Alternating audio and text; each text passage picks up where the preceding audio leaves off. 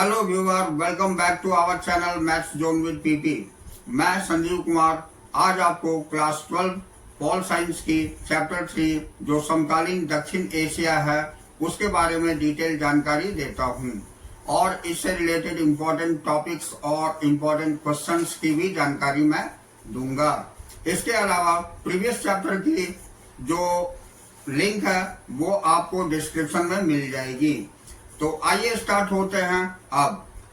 तो आइए आज मैं आपको श्रीलंका में जातीय संघर्ष और लोकतंत्र के बारे में जानकारी देता हूं। तो हम देख चुके हैं कि आजादी 1948 के बाद से लेकर अब तक श्रीलंका में लोकतंत्र कायम है, लेकिन श्रीलंका को एक कठिन चुनौती का सामना करना पड़ा। यह चुनौती न तो सेना की थी और न ही राष्ट्रतंत्र। श्रीलंका को जातीय संघर्ष का सामना करना पड़ा, जिसकी मांग है कि श्रीलंका के एक क्षेत्र को अलग राष्ट्र बनाया जाए। आजादी के बाद श्रीलंका को उन दिनों सीलोन कहा जाता था। श्रीलंका की राजनीति पर बहुसंख्यक सिंगली समुदाय के हितों की नुमाइंदगी करने वाले का दबदबा रहा है। ये लोग भारत छोड़कर श्रीलंका आवासी एक बड़ी तमिल आबादी के खिलाफ हैं। तमिलों का बसना श्रीलंका के आजाद होने के बाद भी जारी रहा। सिंगली राष्ट्रवादियों का मानना था कि श्रीलंका में तमिलों के साथ कोई रियायत नहीं बरती जानी चाहिए, क्योंकि श्रीलंका सिर्फ सिंगली लोगों का है। तमिलों के प्रति उपेक्षा भरे वार्ताओं में एक उग्र तमिल राष्ट्रवाद की आवाज बुलंद हुई। 1983 के बाद से उग्र तमिल संगठन, जिसे Liberation Tigers of Tamil Eelam LTTE बोला जाता है, ये श्रीलंकाई सेना के साथ सशस्त्र संघर्ष कर रहा है। इसने तमिल ईलम यानी श्रीलंका के तमिलों के लिए एक अलग देश की मांग की है। किसी समय में श्रीलंका के उत्तर पूर्वी हिस्सों पर लिट्टे का नियंत्रण था। अब श्रीलंका की समस्या भारतवंशी लोगों से जुड़ी थी। भारत की तमिल जनता का भारत सरकार पर भारी दबाव था कि वह श्रीलंकाई तमिलों के हितों की रक्षा करे। भारत सरकार ने समय समय पर तमिलों के सवाल पर श्रीलंका की सरकार से बातचीत करने की कोशिश की, लेकिन 1987 में भारतीय सरकार श्रीलंका के तमिल मसले में प्रत्यक्ष रूप से शामिल हुई। भारत की सरकार ने श्रीलंका से एक समझौता किया तथा श्रीलंका सरकार और तमिलों के बीच रिश्ते सामान्य करने के लिए भारतीय सेना को भेजा।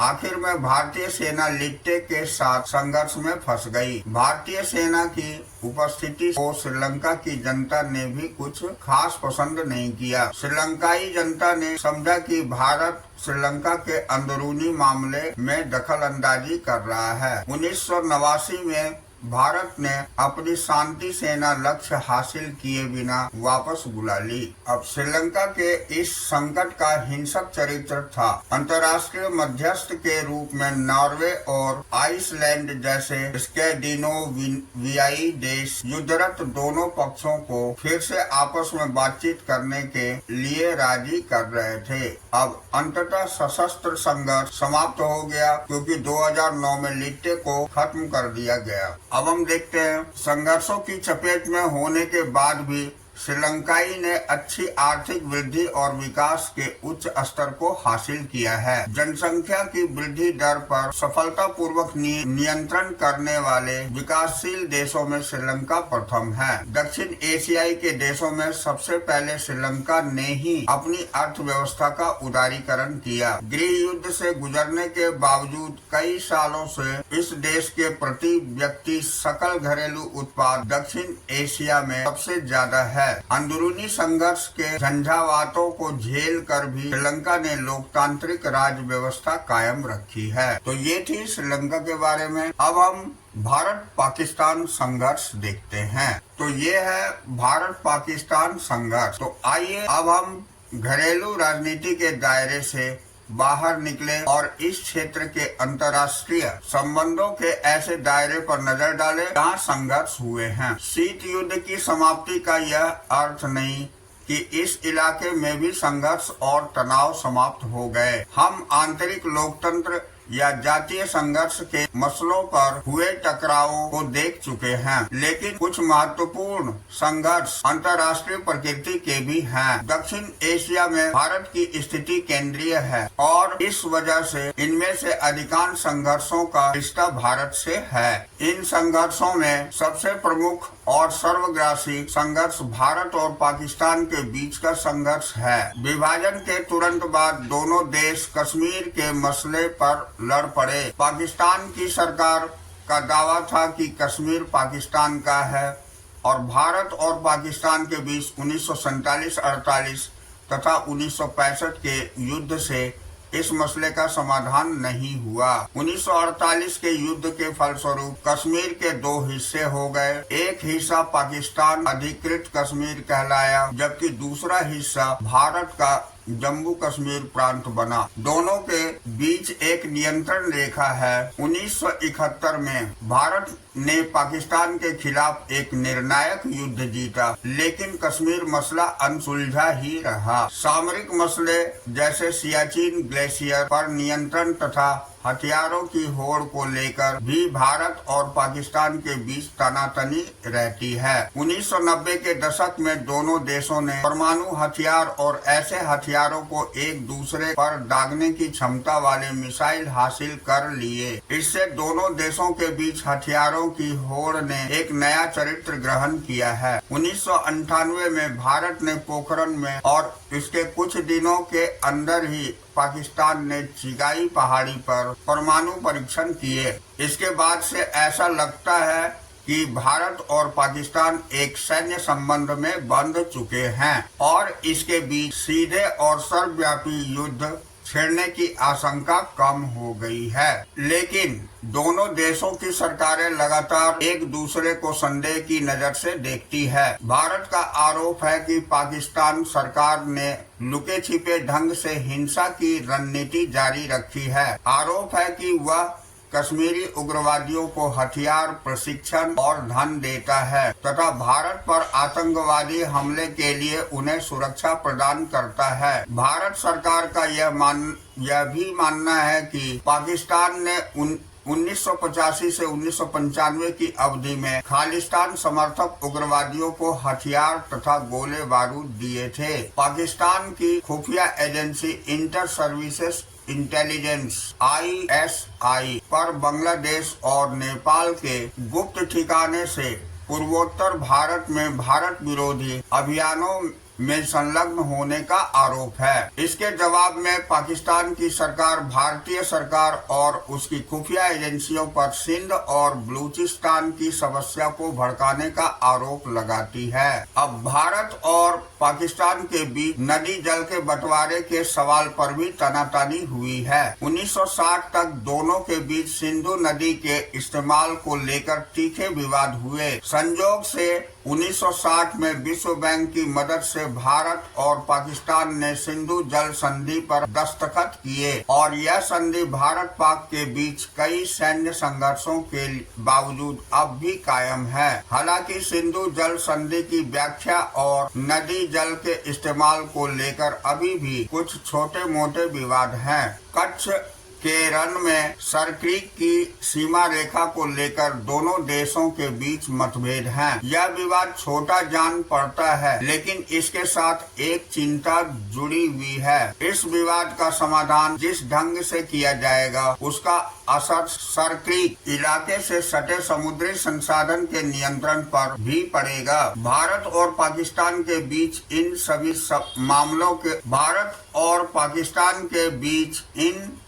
मामलों के बारे में वार्ताओं के दौर चल रहे हैं। तो ये थे भारत पाक संबंध। अब हम अगला टॉपिक भारत और उनके अन्य पड़ोसी देश ये देखेंगे।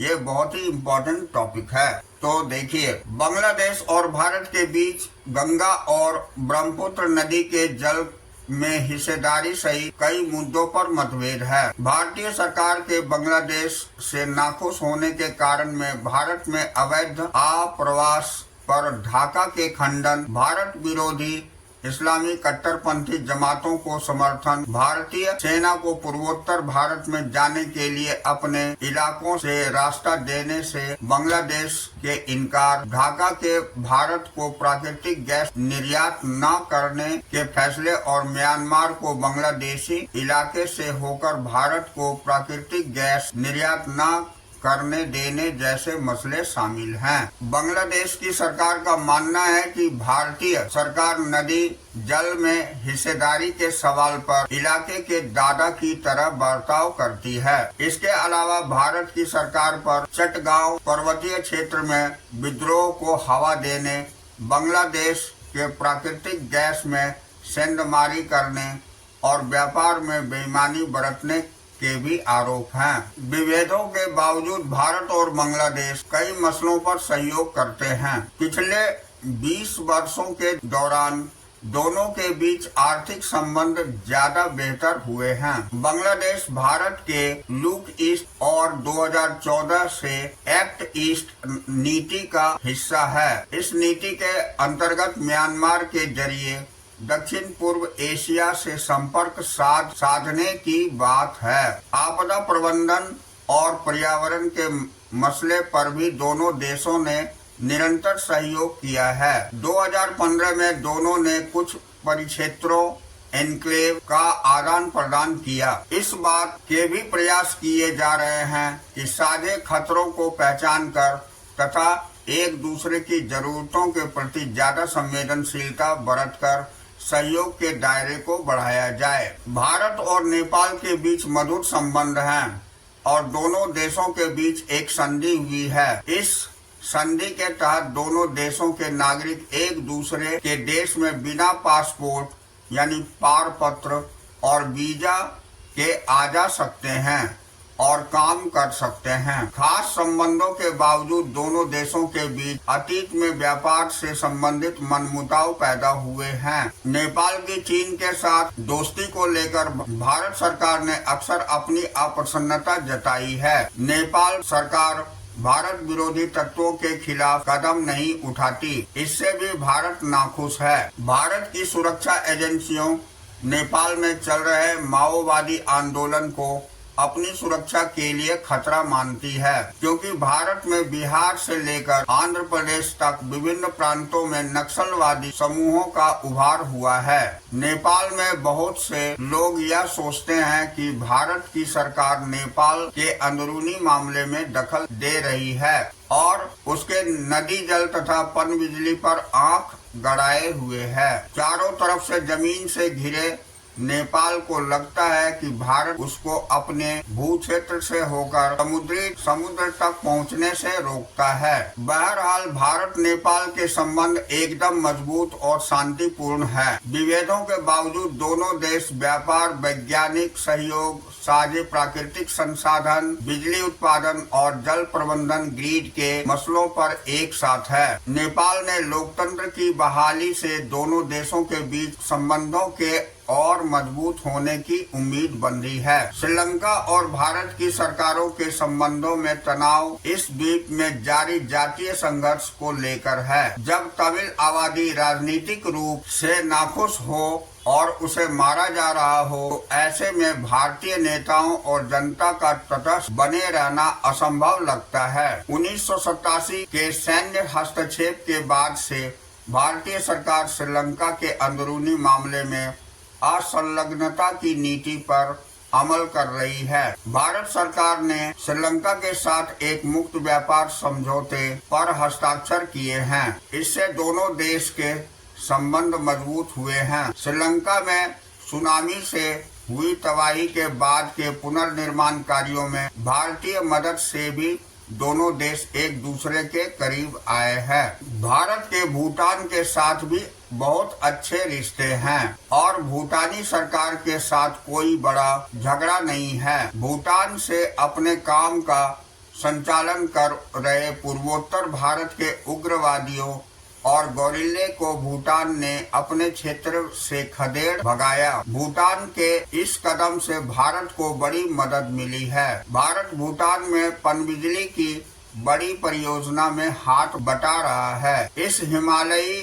देश के विकास कार्यों के लिए सबसे ज्यादा अनुदान भारत से हासिल होता है। मालदीव के साथ भारत के संबंध सौहार्दपूर्ण तथा गर्मजोशी से भरे हैं। 1988 में श्रीलंका से आए कुछ भाड़े के तमिल सैनिकों ने मालदीव पर हमला किया। मालदीव ने जब आक्रमण रोकने के लिए भारत से मदद मांगी तो भारतीय वायुसेना और नौसेना ने तुरंत कार्यवाही की। भारत ने मालदीव के आर्थिक विकास, पर्यटन और मत्स्य उद्योग में भी मदद की है। आपने ध्यान दिया होगा कि दक्षिण एशिया के छोटे छोटे पड़ोसियों के साथ भारत को कई समस्याओं का सामना करना पड़ता है। भारत का आकार बड़ा है और वह शक्तिशाली है। इसकी वजह से अपेक्षाकृत छोटे देशों का भारत के इरादों को लेकर शक करना लाजमी है। दूसरी तरफ भारत सरकार को अक्सर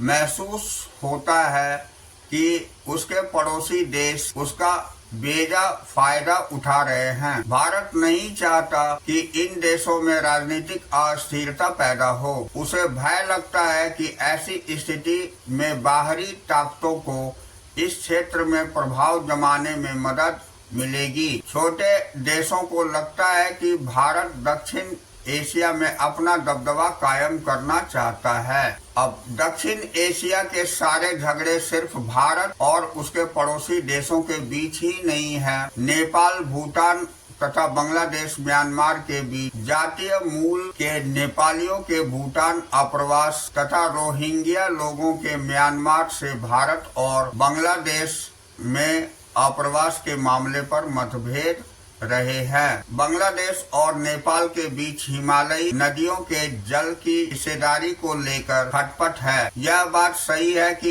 इस इलाके के सभी बड़े झगड़े भारत और उसके पड़ोसी देशों के बीच है। इसका एक कारण दक्षिण एशिया का भूगोल भी है, जहां भारत बीच में स्थित है और बाकी देश भारत की सीमा के इर्द गिर्द पड़ते हैं। अब हम नेक्स्ट टॉपिक शांति और सहयोग देखेंगे। क्या दक्षिण एशिया के देश एक दूसरे का सहयोग करते हैं या ये देश एक दूसरे से सिर्फ लड़ते रहते हैं? अनेक संघर्षों के बावजूद दक्षिण एशिया के देश आपस में दोस्ताना रिश्ते तथा सहयोग के महत्व को पहचानते हैं। शांति के प्रयास द्विपक्षीय भी हुई है और क्षेत्रीय स्तर पर भी। दक्षेश, जो south Asian association for regional cooperation, जिसको हम सार्क बोलते हैं, दक्षिण एशियाई देशों द्वारा बहुस्तरीय साधनों से आपस में सहयोग करने की दिशा में उठाया गया बड़ा कदम है। इसकी शुरुआत 1985 में हुई। दुर्भाग्य से विभेदों की मौजूदगी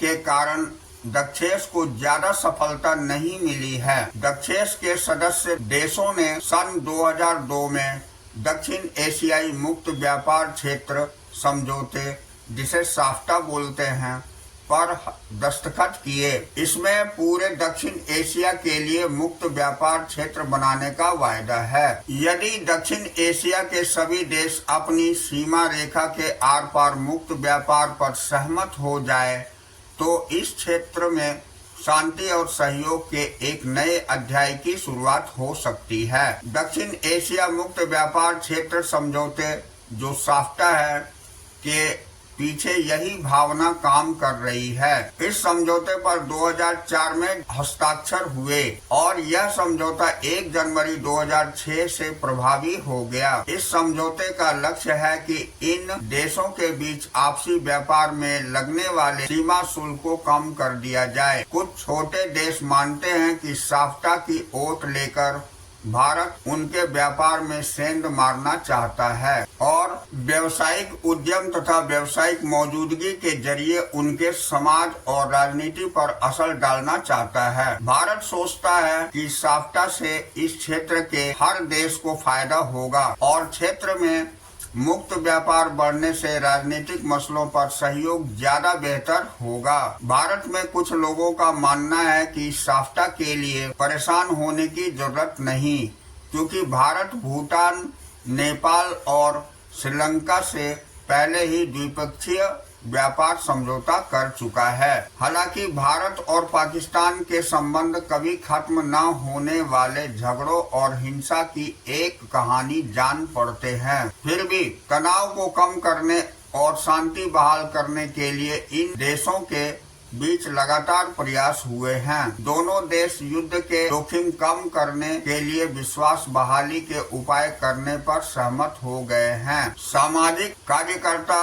और महत्वपूर्ण हस्तियां दोनों देशों के लोगों के बीच दोस्ती का माहौल बनाने के लिए एकजुट हुई है। दोनों देशों के नेता एक दूसरे को बेहतर ढंग से समझने और दोनों देशों के बीच मौजूद बड़ी समस्याओं के समाधान के लिए सम्मेलनों में भेंट करते हैं। भारत और पाकिस्तान के बीच व्यापार बढ़ गया था और वीजा अधिक आसानी से दिए जाने लगे। हालांकि हाल के दिनों में स्थिति बदल गई है। अब कोई भी क्षेत्र हवा में नहीं होता। चाहे कोई क्षेत्र अपने को गैर इलाकाई ताकतों से अलग रखने की जितनी भी कोशिश करे, उस पर बाहरी ताकतों और घटनाओं का असर पड़ता ही है। चीन और संयुक्त राज्य अमेरिका दक्षिण एशिया की राजनीति में अहम भूमिका निभाते हैं। पिछले 10 वर्षों में भारत और चीन के संबंध बेहतर हुए हैं। चीन की